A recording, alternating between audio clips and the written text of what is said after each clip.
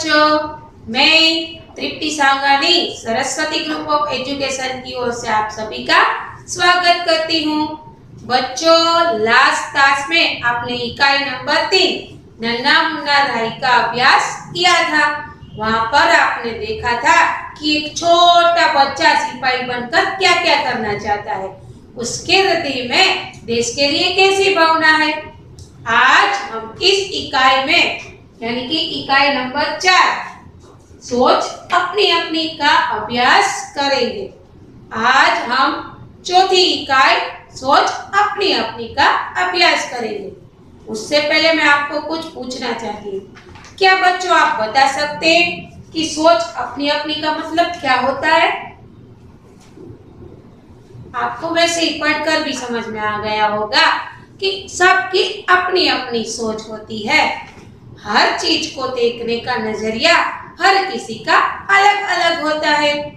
यहाँ पर एक प्रकृति चित्र दिया गया है।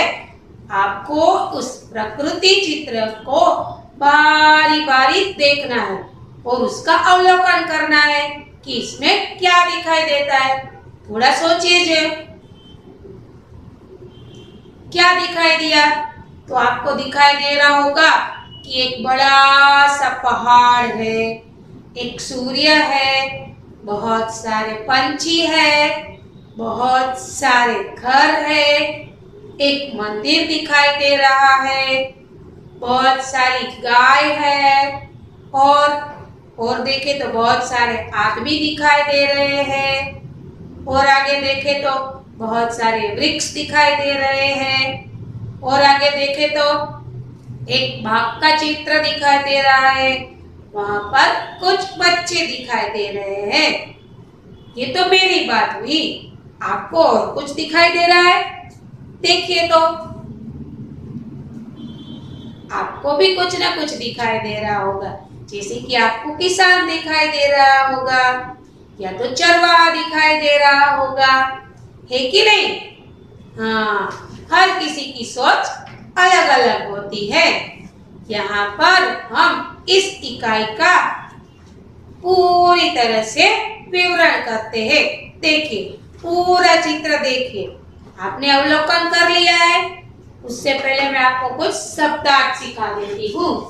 सूरज यानी कि सूर्य, सुबह यानी कि सवेरा, चरवाहा यानी कि गाय चराने वाला इंसान, पक्षी यानी कि पंछी। बच्चों, आप देख सकते हैं कि यहाँ प्रकृति की गोद में बसे हुए गांव का चित्र है। फिर से दोहराती हूँ, यहाँ चित्र प्रकृति के गोद में बसे हुए गांव का चित्र है। वैसे भी हम गांव में जाए तो गांव में हमें बहुत सी अच्छी अच्छी प्रकृति दिखाई देती है। क्यों? क्योंकि वहां पर वातावरण शुद्ध होता है। इसीलिए पंछियों की चहचहाट यानी कि उनका गुनगुनाना हमें अच्छा लगता है। उसकी आवाज हमें सुनाई देती है। तो चलो हम आगे बढ़ते हैं। यहाँ प्रकृति की गोद में बसे हुए एक गांव का चित्र है और सुबह सुबह का समय है। अब आप बताइए, सुबह सुबह क्या होता है? सोचिए तो। आप बताएंगे सुबह सुबह सवेरे के वक्त सूर्य निकलता है, पंछी उड़ते हैं, बहुत से बच्चे स्कूल जाते हैं, बहुत से इंसान अपने अपने काम की ओर आगे बढ़ते हैं और घर पर बेचारी मम्मी काम शुरू कर देती है। तो यहाँ पर इस चित्र में देखें तो सुबह का समय हो रहा है और पहाड़ों के पीछे से सूर्य उदय हो रहा है यानी कि सूर्योदय हो रहा है, सूर्य निकल रहा है। फिर से दोहराती हूँ बच्चों, यहाँ एक प्रकृति की गोद में बसे हुए गांव का चित्र है। सुबह का वक्त है, इसीलिए पहाड़ों के पीछे से सूर्योदय हो रहा है। जैसे ही सूर्योदय हो रहा है उसी वक्त पक्षी दाना चुनने के लिए आसमान में निकल पड़े हैं और चरवाहे अपनी गायों को लेकर चराने जा रहे हैं। आप देख सकते हैं। फिर आगे बताऊं तो रास्ते के नजदीक एक बगीचे का चित्र है। आप ध्यान से देखिएगा कि रास्ते के नजदीक एक बगीचे का चित्र है। बगीचे में बहुत सारी हरी हरी घास है और साथ में बहुत सारे छोटे छोटे पौधे भी हैं। कुछ बच्चे भी साथ में दिखाई दे रहे हैं। आप ध्यान से देखिए, बगीचे में 3 बच्चे दिखाई दे रहे हैं। 2 लड़कियां हैं और एक लड़का है। देखिए देखिए वो क्या कर रहा है। तो आप बता सकते हैं कि 2 लड़कियां तितलियों के पीछे भाग रही है, यानी कि वो तितलियां पकड़ने की कोशिश कर रही है। लड़का भी तितली पकड़ने की कोशिश कर रहा है। फिर से देखते हैं, यह एक प्रकृति की गोद में बसे हुए गांव का चित्र है। सुबह का वक्त है, इसलिए पहाड़ों के पीछे से सूर्योदय हो रहा है। पक्षी दाना चुनने के लिए घोंसले से निकल पड़े हैं। घोंसला यानी कि क्या? घोंसला यानी कि पक्षियों का घर। ठीक है। फिर आगे देखते, चरवाहे अपनी गाय लेकर चरवाने निकल पड़ा है और किसान खेतों की ओर आगे बढ़ रहा है। देखिए देखिए, रास्ते में किसान के पीछे एक कुत्ता भी जा रहा है। शायद क्यों जा रहा होगा? वो भी अपना कुछ काम करने जा रहा होगा, यानी कि वो खाना खाने जा रहा होगा, खाना ढूंढने जा रहा होगा, या तो वो किसान का दोस्त होगा, इसलिए किसान के साथ भी जा सकता है। ठीक है।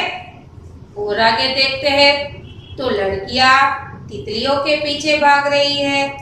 लड़का वो भी तितली के पीछे भाग रहा है। बच्चे, तितलियां कैसी होती है? तितलियां रंग बेरंगी होती है और बहुत छोटी होती है। देखने में बहुत सुंदर लगती है। सुबह सुबह सूर्योदय हो रहा है, पशु पक्षी निकल पड़े हैं और देखिए गांव में बहुत सारे घर है। घर के आसपास नारियल के पेड़ लगे हुए हैं और कुछ दूरी पर भी बहुत सारे वृक्ष दिखाई दे रहे हैं। घर के आसपास पीछे एक मंदिर भी दिखाई दे रहा है। अगर सोचिए तो पहाड़ के पीछे भी बहुत सारे घर होंगे, लेकिन यहाँ पर हमें चित्र में दिखाई नहीं दे रहे, क्योंकि पहाड़ का पीछे का चित्र हमें कैसे दिखाई देगा। तो बच्चों, आपको यह इकाई समझ में आ गई होगी। यह एक प्रकृति का चित्र है, यानी कि प्रकृति के गोद में बसे हुए गांव का चित्र है। गांव में सुबह का वक्त है, इसीलिए सूर्योदय हो रहा है। पक्षियां अपना घोंसला छोड़कर दाने लेने निकल पड़े हैं। साथ में कुछ पशु भी बाहर आ गए हैं। रास्ते के नजदीक एक बगीचा है। बगीचे में 3 बच्चे हैं, 2 लड़कियां और एक लड़का। वो तीनों तितलियों के पीछे भाग रहे हैं और ये सभी तितलियां रंग बिरंगी है। बगीचे में हरी हरी घास निकल आई है और छोटे छोटे पौधे भी है। किसान अपने खेतों की ओर चल पड़ा है अपनी गायों को लेकर। चरवाहा भी अपने गायों को लेकर चरवाने के लिए निकल पड़ा है। उसके पीछे पीछे कुत्ता भी जा रहा है। गांव में बहुत सारे घर हैं। घर के आसपास नारियल के पेड़ है और एक मंदिर भी है। बच्चों, आपको ये सारा चित्र समझ में आ गया होगा।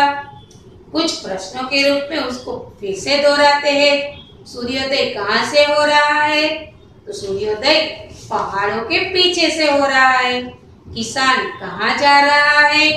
किसान खेतों की ओर जा रहा है। बगीचे में कितने बच्चे हैं? बगीचे में 3 बच्चे हैं। बच्चे बगीचे में क्या कर रहे हैं? बच्चे बगीचे में रंग बेरंगी तितलियों के पीछे दौड़ रहे हैं, यानी कि वो तितलियां पकड़ने की कोशिश कर रहे हैं। ओके, चित्र में घर के पास कितने नारियल के पेड़ है? चित्र में घर के पास 2 नारियल के पेड़ है। तो बच्चों, आपको यह इकाई का प्रथम पाठ समझ में आ गया होगा। मैं अपना टास्क खत्म करूं उससे पहले बता दूं कि आपको इस लेक्चर के बाद एक वर्कशीट दी जाएगी। आपको होमवर्क के रूप में यह वर्कशीट अपनी रफ बुक में कंप्लीट करनी है। पहले दिनांक, फिर इकाई नंबर, फिर इकाई नेम लिखना है और बाद में अपना वर्क शुरू करना है। तो यहाँ पर मैं अपना टास्क खत्म करती हूँ। धन्यवाद।